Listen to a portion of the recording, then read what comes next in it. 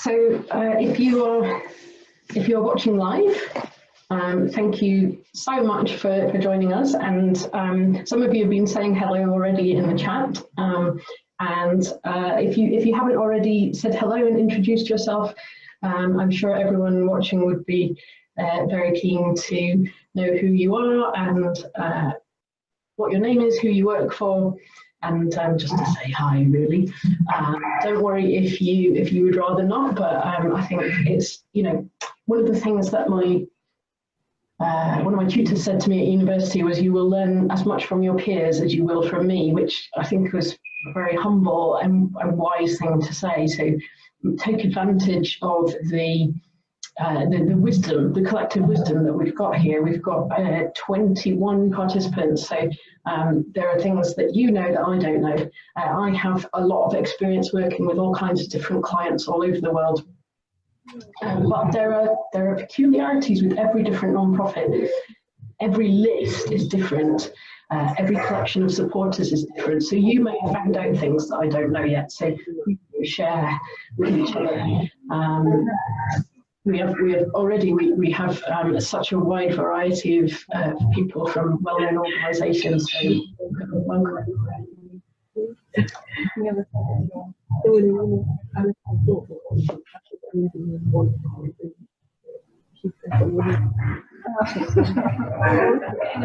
noise. I'm just going to mute everyone so that it's nice and not confusing. So please don't be offended if I mute you. Occasionally we get noises off and it's quite distracting.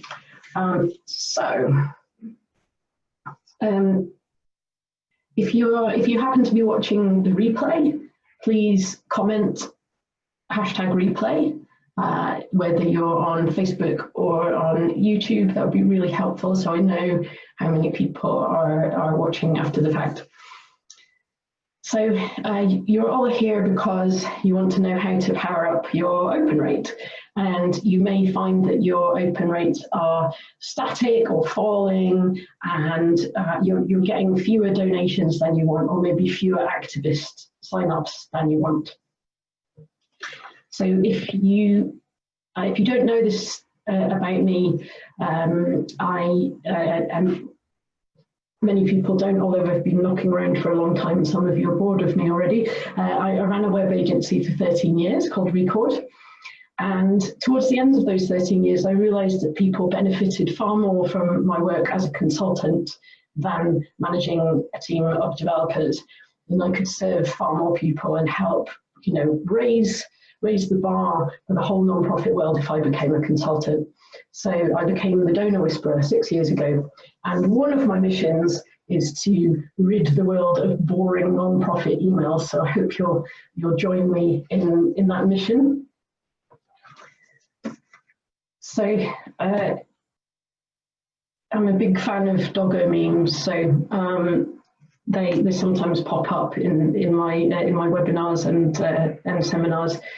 So if you have any questions at any time, please feel free to ask them in the chat window, and I'll be monitoring that, and I will come back and I'll try and answer absolutely everything. So normally I charge quite a lot of money per hour to give this kind of advice directly to clients, but today I'm doing it totally for free. So now is your chance. If you want to pick my brains for free, particularly about email open rates, go ahead and ask your burning questions in the chat window. My job essentially is to help you boost your open rates, but get those all important responses. So for most lists in the nonprofit world, what we're looking at is the average. These are the average rates. Let's say you have a list of 10,000 people, then the number of emails that you send won't all get delivered. So the average is between 97% and 99.7% for actually emails getting delivered. And then from those emails, we tend to get about 20% of them for the average list. Although the bigger the list, the lower the open rate tends to be, so bear that in mind. If you have a smaller list than 10,000 and you're getting an open rate of less than 20%, there's so much scope for improvement. Whereas if you have a list of 100,000, over 100,000, you're doing pretty well if you're getting an open rate of 20%. So that's basically the average for the industry throughout the world. And then the average click-through rate is around 2%. It's very, very low. And this is 2% of the number of emails that got delivered. It's not 2% of the number of emails that got opened. So it's percentage points rather than relative percentages here. And then the response rate, very disappointingly, is on average about 0.1%. And again, that's from the number of emails that got delivered to the actual number of responses. So again, that's percentage points rather than relative percentages. So it's, it's not 0.1% of the people who click through, it's 0.1% of the people who actually got the email delivered. So looking at this kind of funnel, obviously here on the screen, it's it looks linear, so that the lines are converging like this, but actually we've got a massive wide neck that suddenly narrows to the open rate. So, oh, my phone's ringing. I was just, okay, it's good, it's on mute. So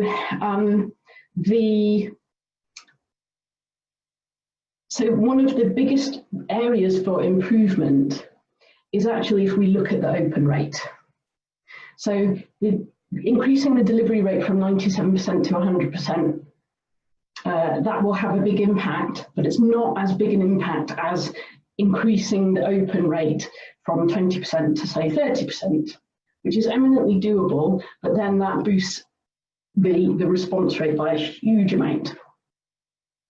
So bear that in mind, that actually, and probably that's why you're all here, I guess, is that the open rate is one of the points where we get most leverage from improving stuff. So when it comes to you, would you be willing to share your average open rate in the chat window? But also, with your open rate, tell us the size of your list as well, because if you've got a list size of 1,000, 20% open rate is not so good. Whereas if you've got a list of over 1 million, which some of you might have, judging by some of the organisations in here, then 20% is blindingly good. But if you're not willing to share your open rates, I totally understand. But one of the things that I try to encourage the nonprofit sector to do is to be more open with each other about our learning, about our situation. And I firmly believe that all of us are doing the best we can with the tools and resources we have access to and the situation we find ourselves in. So I will freely admit that some of the lists I work with do have open rates of 20%. Some have open rates of 79%. So it's, it varies a huge deal depending on the situation, how emails were collected, what the type of people are who are on the list. So I would love it if you could share. So we have one person here who has a list of 29,000, average open rate of 14.5%. That's good, that's good. I know that we can help improve that. Another list, 12,000, average open rate, 25%. Good work, good work. Again, still definitely room for improvement there. Around 23 to 26% from just under 100K. Fantastic, really, really good. I know there's still, we can always, there's, 74% of people still not opening your emails. So, whatever the situation is, there's still room for improvement. So there's some really interesting results here. Thank you everyone for sharing. So are you finding that your open rate is falling recently? So some clients have fed back to me that they found that their open rates are kind of on a steady glide downwards, and that they're finding that concerning. So I really wanted to do this to try and help. If that applies to you, then put yes in the comments or in the chat.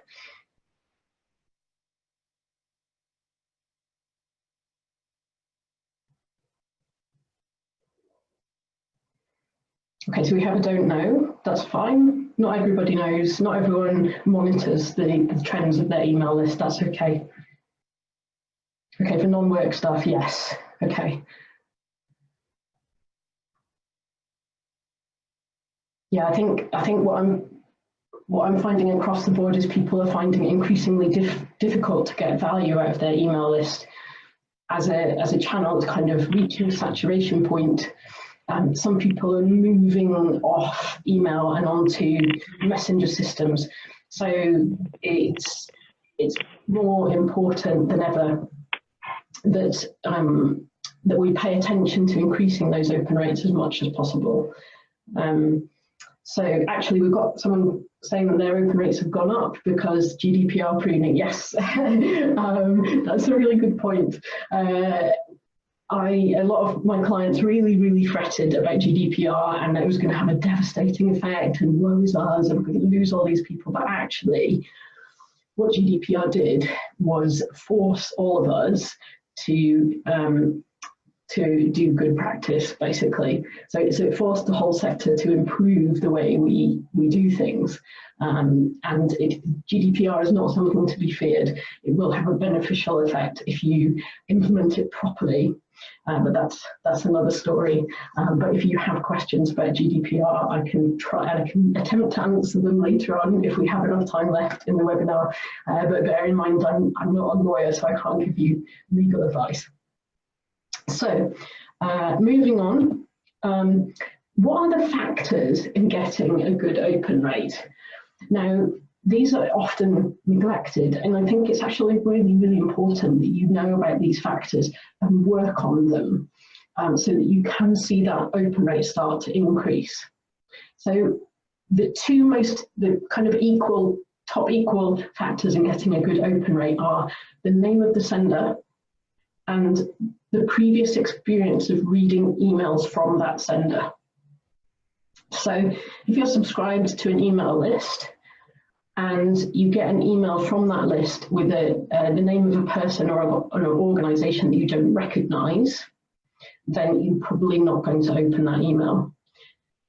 If you do recognize the name of the sender and the last time you opened that email was really boring, you're not going to open that again. So those are the two most important factors. Thirdly, and kind of second in importance, is the time when your email arrives in that person's inbox. Because most of us have, not all of us, I like to try and keep my inbox as sparse as possible, but for most people, they have thousands of emails in their inbox. And so the emails that get received, the last 10 emails that they have received will generally be the ones that they focus on and open. So if your email has arrived at the moment that they look at their inbox, you have a much greater chance of getting your email opened. So that time of delivery is really important. And finally, the thing that everyone focuses on, but it's actually the least important factor in getting your email opened out of all four factors, is the subject line. Now, the reason people focus on subject line is it's the one thing that you can easily change from email to email. So what I recommend is testing the name of sender to find out the best one, then fix that and don't change it. Then make sure that your emails are all, that when you write an email, you give your subscriber a really fantastic experience. I'm running a course called How to Write Emails That Get a Response, and I'll be talking more about that in the course starting next month. So that previous experience of reading your emails is just so key to getting them opened. Then time of delivery, again, that's something that you can test, and you can look back through your data to find out the best time to send. So again, that's something that I'll be giving you a little tool in the online course to help you nail the exact best time of day and day of week to deliver your emails for best results. And then finally, the subject line. So once you've got all those top 3 things right, subject line, that's the thing that will vary from email to email. So you do have quite a lot of scope, even though it's the least important factor in getting your emails opened, you've got a lot of scope to change it. So question, is it important to have the same name sender each time, or is organization name recognition enough? Okay, so this really depends on your brand. So if you are an organization like Greenpeace and everyone knows your name as a brand, it's probably enough to just have Greenpeace as the sender, because the reason I say this is because emails from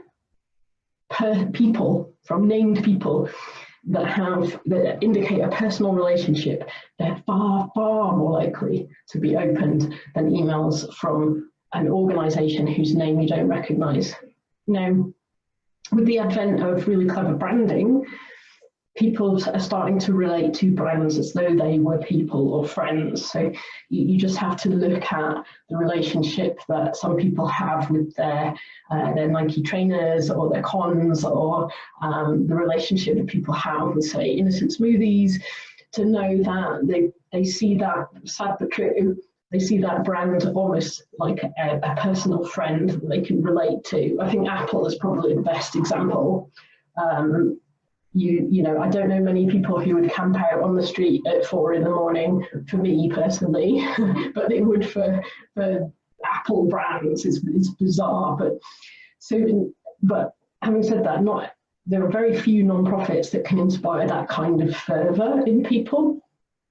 So what we have to rely on is personality and developing a friendship as people, as people who work for non-profits and our supporters.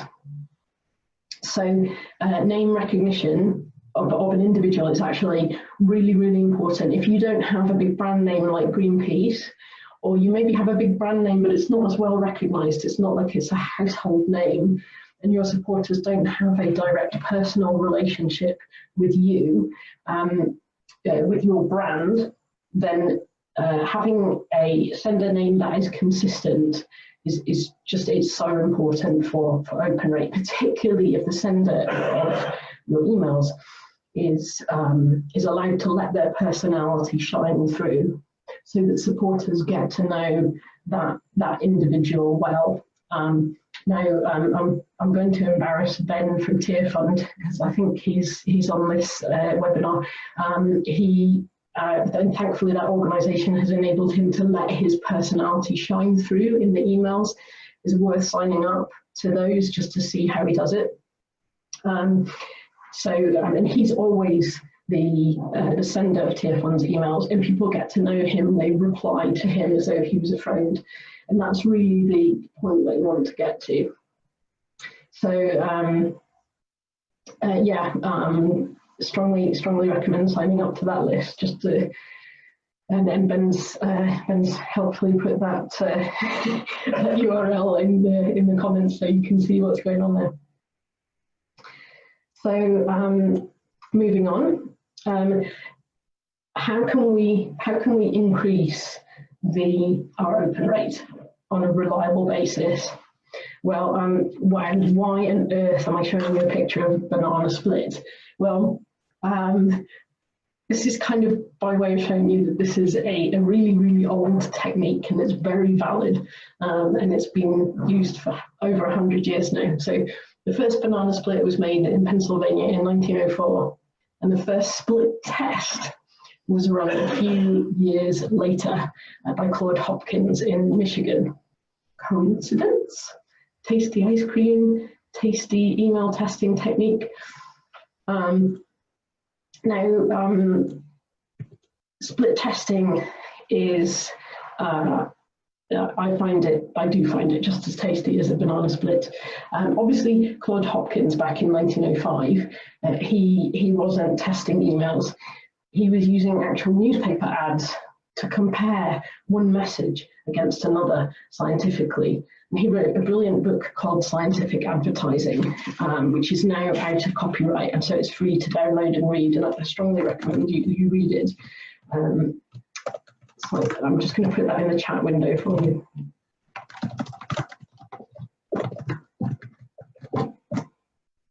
So he was the person who invented split testing. And the idea is that you divide your list into two, or you take a small portion of your list and you divide that into two. And then you send exactly the same email to both groups. You have to randomly divide them in order to stick with the scientific method and make your results valid. So it's basically a randomized controlled trial, effectively a split test. It's the same thing.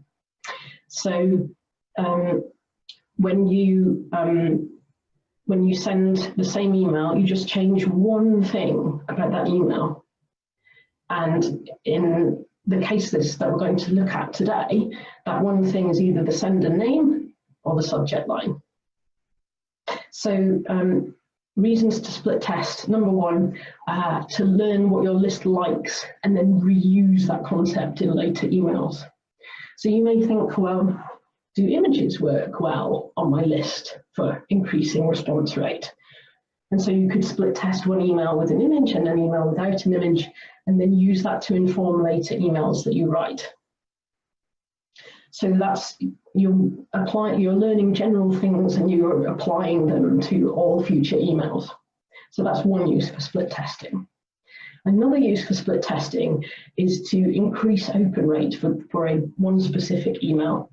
So this may be if you have an important campaign, a fundraiser, a petition launch, something like that, and you really want to maximize the open rate for just that one email, then you want to split test a small proportion of your list.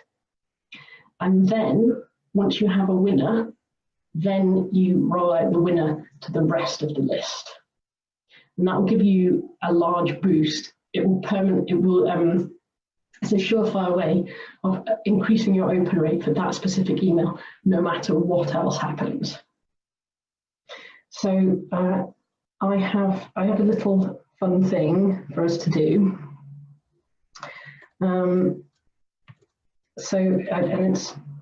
It could be just because I'm a geek, but I really enjoy trying to guess which test won.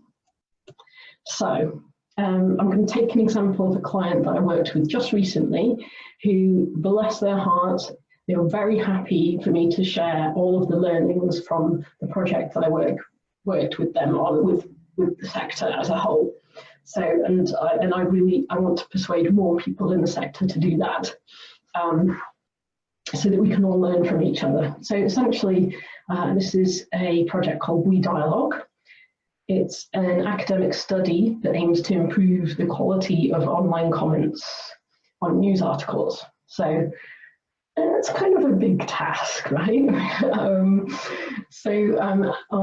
knew that this was going to be, so I was tasked with recruiting participants for this study, and I knew it was going to be tough to get people to work together to improve online commenting. That's a scary proposition. And so I had to work very hard on the email program. So one of the first things we did was test sender name, because that's the most important factor in getting emails opened. So we tested 2 different varieties of sender name, just using the first name of the lead researcher on this project, and then I tested that against using the first name and the last name of the academic who who initiated this project. So please comment which test do you think won? Was it number 1 or number 2? I'll give you a few minutes to. Okay, so everyone's kind of evenly split. Slight preference for number 1, I think, among everyone.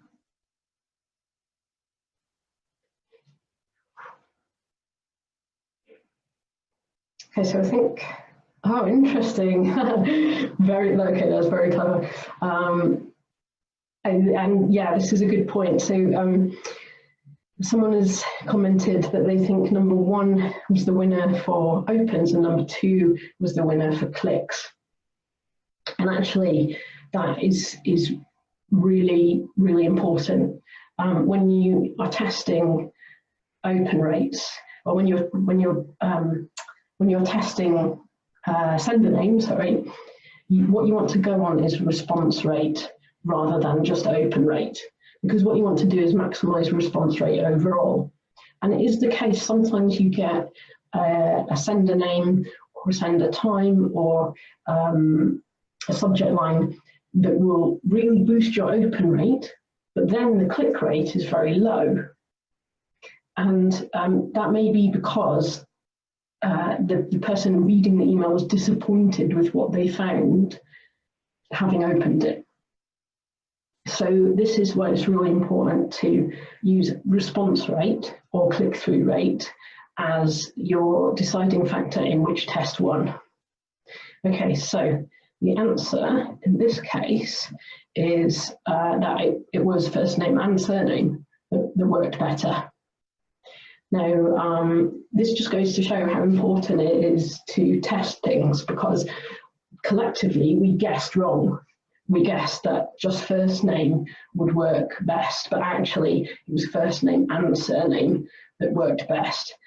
And in this case, I wonder if that's because it engendered more trust. That having first name and surname reveals more of a person and makes people more likely to trust them. Now, our very astute commentator who got things absolutely spot on, number 1 for opens and number 2 for clicks, that's exactly what happened. Number 1 did get more opens, but number 2 from first name, surname, organisation name, that did actually get more clicks. So we used that particular metric to decide on the winner. All right, so next test now. Which of these do you think won? Number 1, comment killings with an emoji, or number 2, comment killings with no emoji?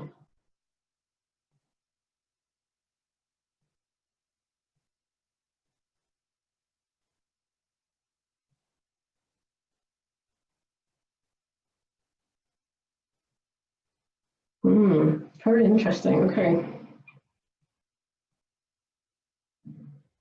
Yeah, people seem very evenly split between going for number 1 or number 2. So the answer is the emoji won the test, and the click rate was actually highest with the emoji, believe it or not. So again, this shows how split testing can often defy our expectations.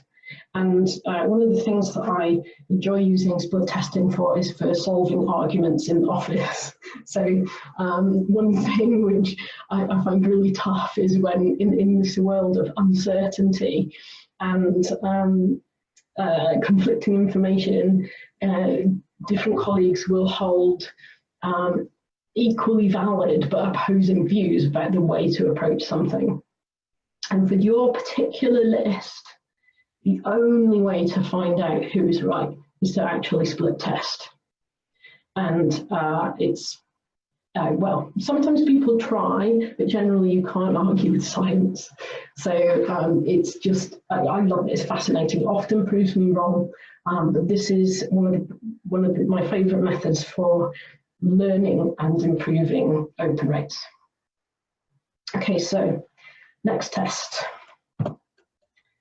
Which of these do you think won?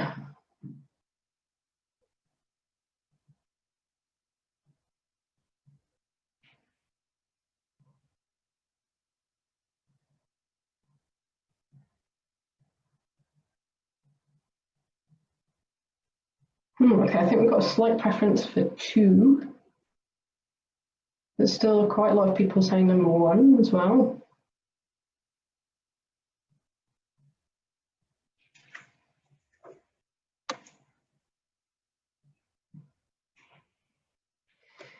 Okay, so this would have resulted in a bit of an argument in the office if we didn't have split testing to help us decide which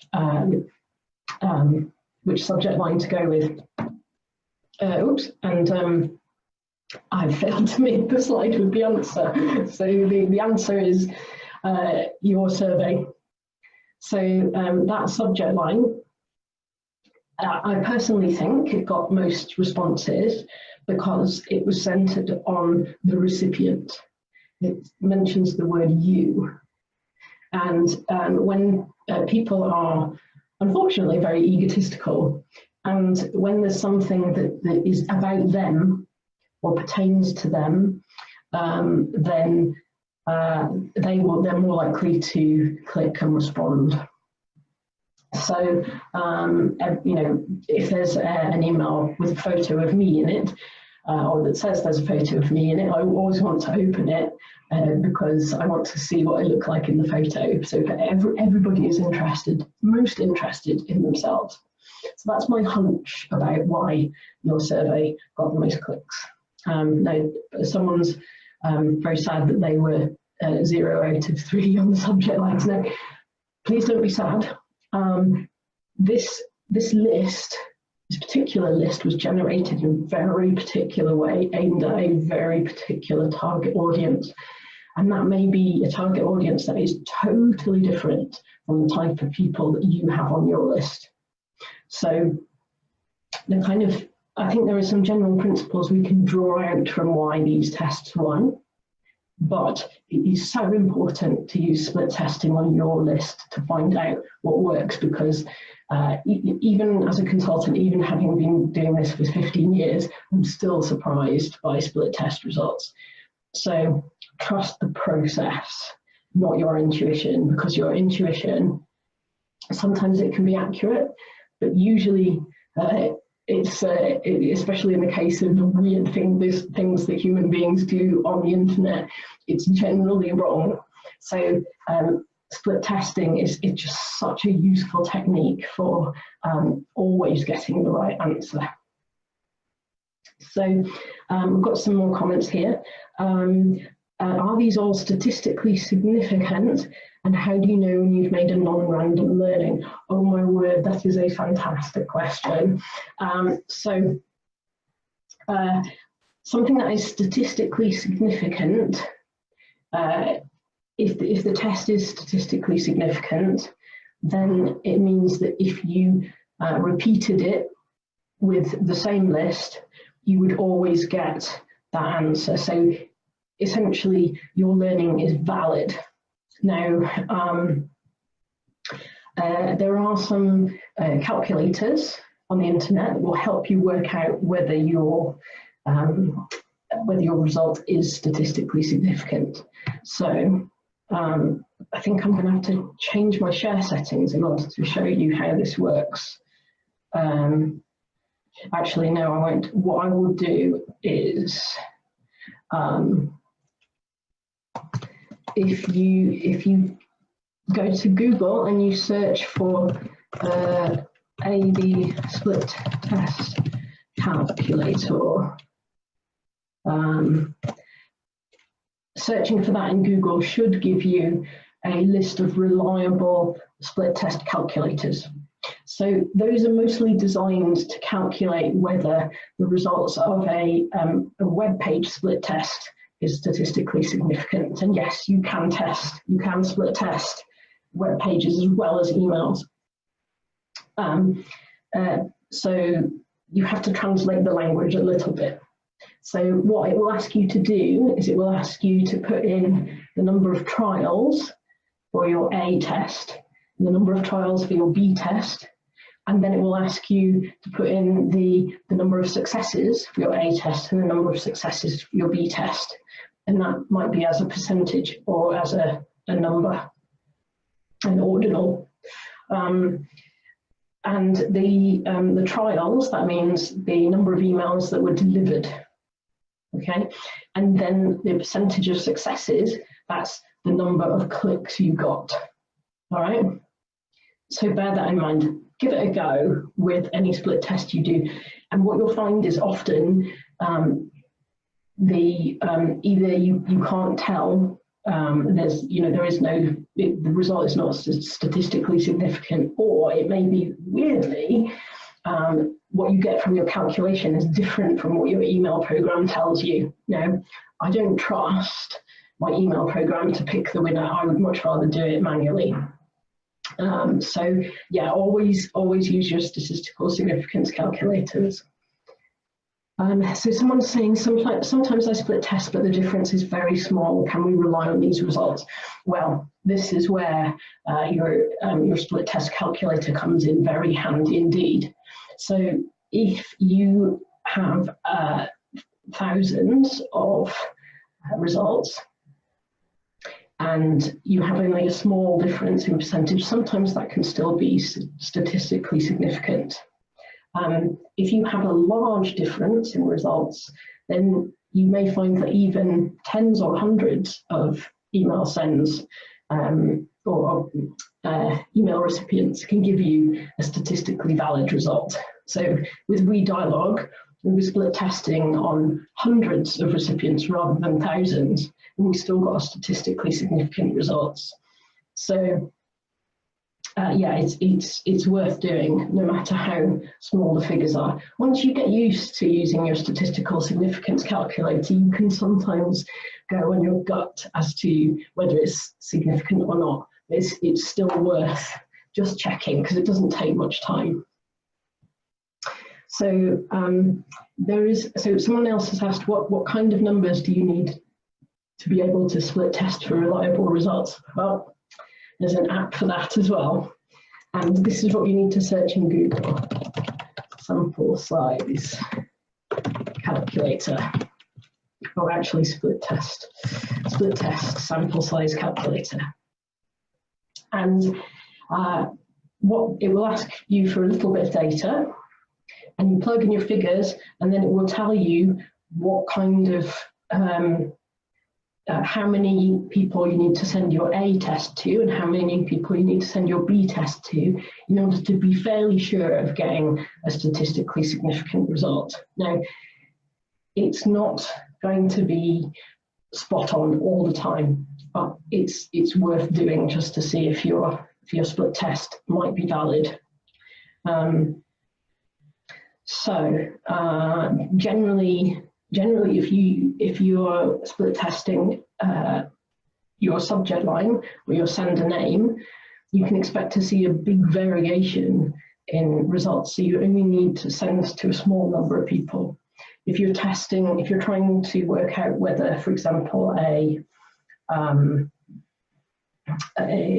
link works better than a button in the body of your email, then you may need to send to thousands and thousands of people to get statistically significant results. So, moving on.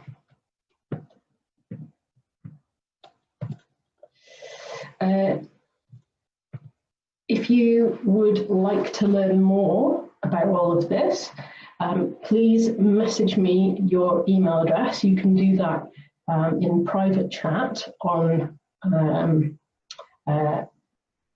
in Zoom, or if you're happy for people to see your email address, maybe you want to share and learn from your peers, just put your email address in the group chat, and what I will, or you can follow the Facebook page. Just search Donor Whisperer on Facebook and then follow me. You may already be following me on Facebook. Maybe that's how you heard about this. And so I'm going to be running an online course called How to Write Emails That Get a Response. And it will start on the 8th of May, Wednesday the 8th of May at 1 p.m. British Summer Time. And it will run for 4 weeks. Each session will be 90 minutes. And all sessions will be recorded. So if you want to join the course, you don't always have to be available on Wednesday at 1 p.m. I'll make recordings available together with course materials. So if you're finding that not only is your open rate falling, but you're finding it more and more difficult to get donations and activist sign-ups from your list, this course will tell you everything from how to find out what is the best time to send, how to discover which sender name is best for you, more tips and tricks on writing good subject lines. I'll also be looking at how do you craft the text of an email that is really conducive to people giving you money or signing your petition or volunteering for your cause or whatever it is that you want them to do in response. So at the end of the course, I know that you will feel excited about the increase in your results. People who take the course consistently tell me that they just can't wait to go away and try out what they've learned, and they're seeing their list grow and their open rate and click-through rate grow in response. You'll be provided with things that you can share with your colleagues to basically boost the capacity of your whole team. And I expect that you'll feel just as inspired as my other participants in the course. So if you're interested in taking part in that, please do message me. Tickets are available at the website, which I'm just going to put into the chat window. If you go to training and then click on the How to Write Emails to Get a Response course, you can buy a ticket there. Tickets will go off sale on the 6th of May, so you don't have long to get one. And I am capping the course at 30 participants. So not everyone on this call will be able to sign up because I have sold some tickets already. So if you want to join, it's going to be a lovely, intimate, small group of people, just 30 participants, not all of whom will be accessing at the same time. So it will be similar high quality of people attending as this webinar. So if there's somebody that you know who you think would benefit from watching this webinar, please do message me with their name, or once the recording is finished, I will be sharing it on the Facebook page and by email, so you can share the video with your colleagues. And I will be back to do more emails like this in the future and to try and rid the non-profit world of boring emails, because that's a big mission of mine. So now is the time when you can ask me questions, get advice and help on boosting your open rate. If you want to discuss with people on what things you may have tested and tried that they could test and try, then now is a good time to do that. I can share more tests with you, things that I thought would work and failed, things that I didn't expect to work that did. So yeah, please fire away with your questions. Now is a good time to get that value for money from me, and at a moment when you don't have to pay hundreds of pounds. So just post your questions in the comments. if you need to go and have some lunch, then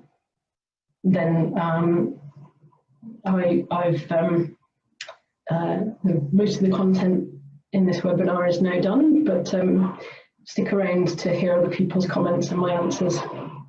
Okay, we have some coming in.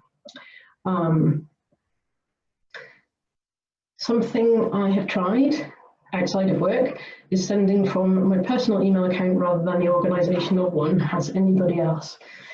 That's quite an interesting tactic. So one thing that I've noticed is that organisational emails are more likely to get, maybe more likely to get blocked or not delivered than personal email addresses, because a lot of organisations make big mistakes that mean that people hit the categorise this as spam button. That's a nightmare. You don't want that to happen. Some organisations may find themselves blacklisted by the spam monitoring services that are out there. And some organisations don't have their email address, their domain name set up correctly so that it's trusted throughout the internet for sending emails. So on the course, I will teach you how to fix all of those problems. So personal email address, risky, because then people have your personal email address, but it feels more personal.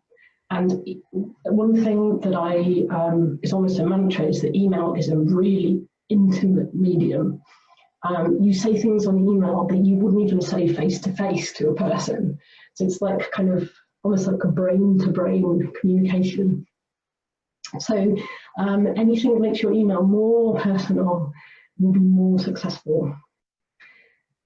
Does anyone see good results from a monthly newsletter? We get very poor results, especially click-through rates.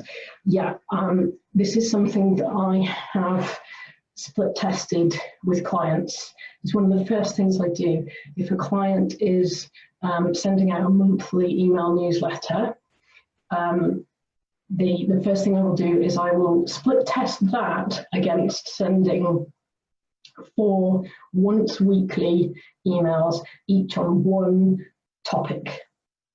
And I've always found that the latter wins, and wins by miles. So one client that I tested this with,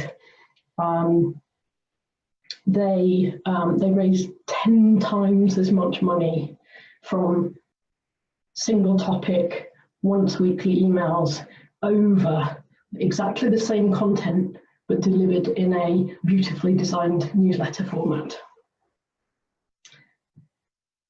Any advice on getting your emails out of the promotions tab on Gmail / into the focus tab on Hotmail?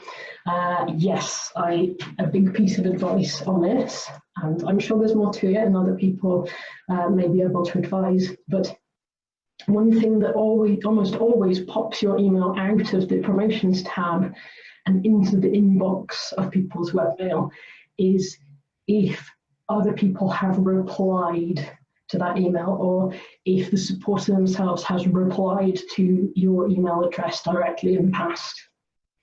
So then you have a conversation going, and Gmail and Hotmail know that if you have a conversation going with your subscriber, that they are way more interested than any emails in the promotions tab. It's something that marks out that email as personal and more important than spam or what's called bacon business and commercial newsletters.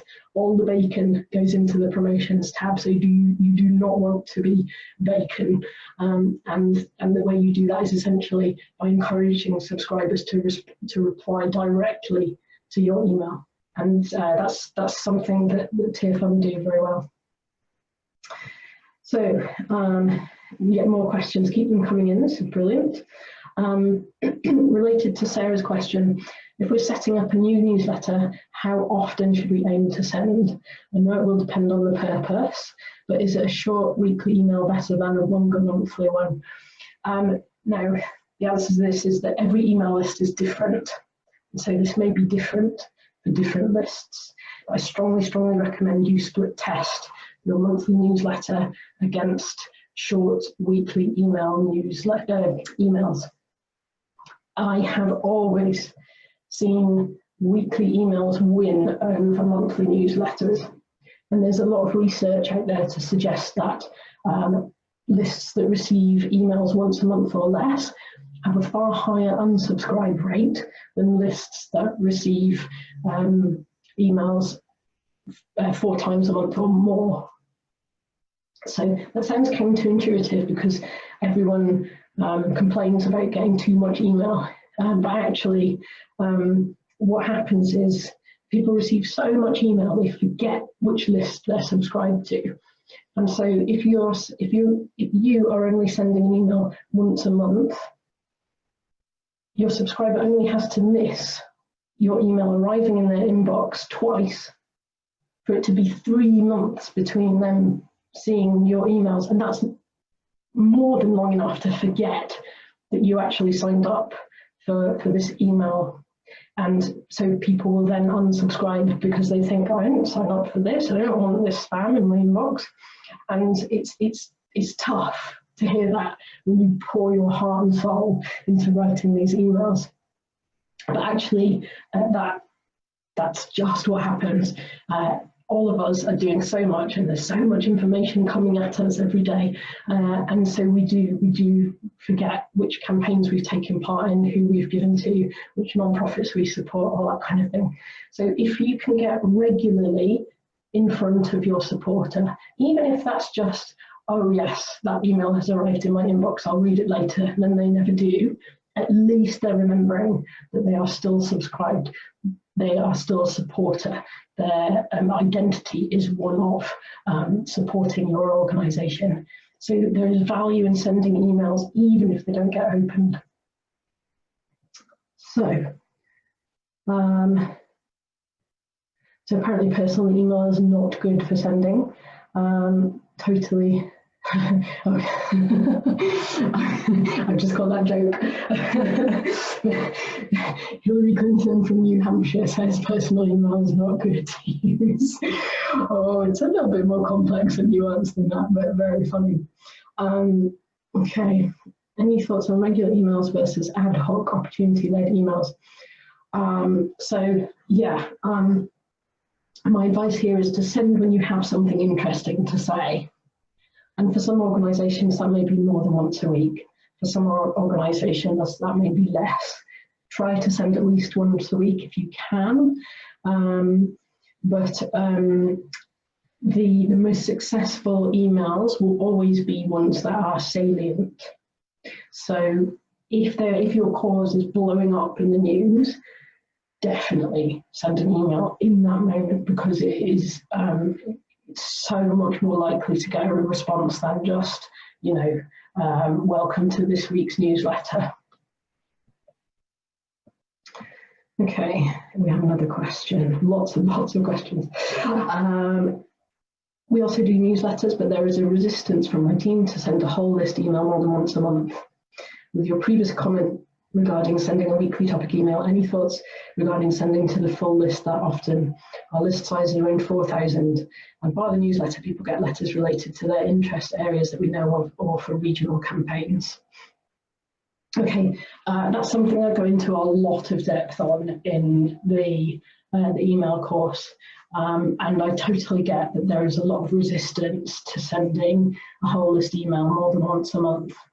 And what I suggest is that you just say, I'd like to do a pilot project where we take, say, a quarter of the list and we send them once weekly emails and see what happens. Does your open rate go up?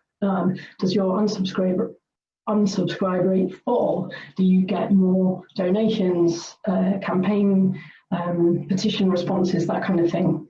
And then if the pilot works, then you can roll that out to the rest of the list and massively increase your results. People, now the thing is, people can cope with more email than you think you can, but only if the emails that you're sending are entertaining, useful, exciting to read, tell good stories, that kind of thing. So I cover that in a lot more detail on the course that we don't have time to go into here. But I would be very surprised if sending weekly didn't immediately boost your results. So I know it's something you have to be brave to do, but generally in my experience, doing a pilot project is a safe bet for people, and they can always stop it if it doesn't work. Okay. How many emails is too many? There are points during the year when we have a lot going on. If we send emails 2 or 3 times a week, does that push up unsubscribe rates? That's a really interesting question. And we can draw on the experience of the Barack Obama's second presidential campaign for this. So he had absolutely millions of people signed up to his email address. It's his email list, sorry. And towards the end of the campaign, like in the last 6 days before the election took place, his team was sending 6 emails a day to that list. 6 emails. Now, the reason they got away with that is because Obama inspired such fervour and excitement, and there was a real kind of will he, won't he about the campaign. There was lots of stuff happening. People were desperate for news. So you can, there's certain instances where you can send 2 or 3 times a week, or even more. So the way to tell if you're sending too many is, yes, your unsubscribe rates will go up. They might go up. They might not. You might find that your email grows. So when I was working for Greenpeace International, you may remember during the Arctic 30 crisis, when 28 of their activists and 2 journalists got basically kidnapped by the Russian government. And the whole organisation was just focused single-mindedly on getting these people out of solitary confinement in a freezing cold jail in Murmansk. And what we found was that we had a massive clamour for more information about how the Arctic 30 were doing. And people wanted more emails than we could send. We were sending emails once a week. And so we tried to do an experiment where we would sign people up to an email list that would send 1 email a day with updates on the Arctic 30 and how they were doing. And that list of 19,000 people got a far higher open rate and response rate than the main Greenpeace list. So yes, people can cope with a lot of email, but only if they are really, really interested in your cause. So how do you deal with emails for constitutionally required tasks, e.g. notice of AGM, internal elections? Oh boy, that's a difficult one.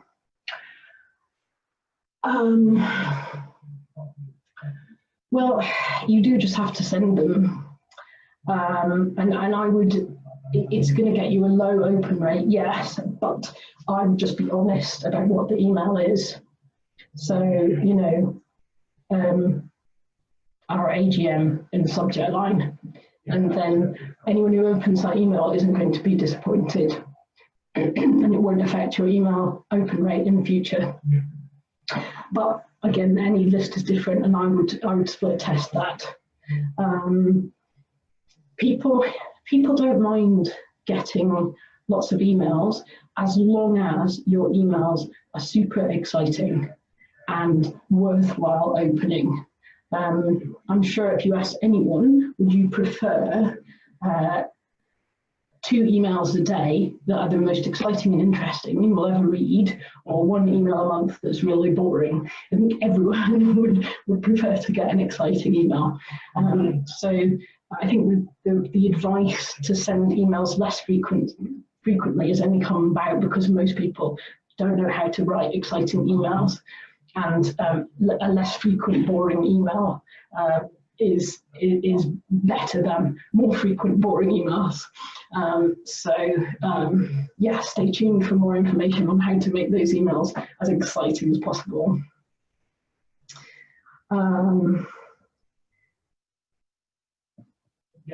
Okay, yes, the joys of single subject, the tyranny of choice. Okay, yes. The lovely Ben from Tier Fund, who's on this course, has basically been a client and a student of mine, and the really wonderful emails that Tier Fund send are basically a result of a collaboration between his writing skill and my occasional tidbits of advice on courses and webinars like this. And so on the course, we will be talking about what exactly makes single subject or single topic emails so brilliant and why you can prove that scientifically. And we'll be talking about an experiment involving some jam. So look out for that. I believe we are over time a little bit, 2:05. I am happy to carry on if people want to ask more questions for another 5 minutes, but I would expect that you'll need to get back to work now. Yeah, got to go, tear in the eye. But yeah, there will be more of this to come. So please do message me with your email address, sign up to the course, and make sure that you follow me on Facebook to hear more about when the course starts. And you'll get every week for 4 weeks 90 minutes full of tips and advice like this, and also sharing with, most importantly, sharing advice with some of the best people in the non-profit world. Okay, thank you so much for attending, everybody. It's been an absolute pleasure to have you here, and I hope that you have learned things that you can take away and put into action straight away. And that's an aim of mine, to be as useful as possible whenever I talk to anyone, client or not, in the non-profit sector, because times are tough out there, and we need to raise the bar for all non-profits to try and fix this icky state of affairs with our broken world, broken political leaders. And I know that when we work together, we can all do it. So go and write some exciting emails about saving the world. I wish you all the best.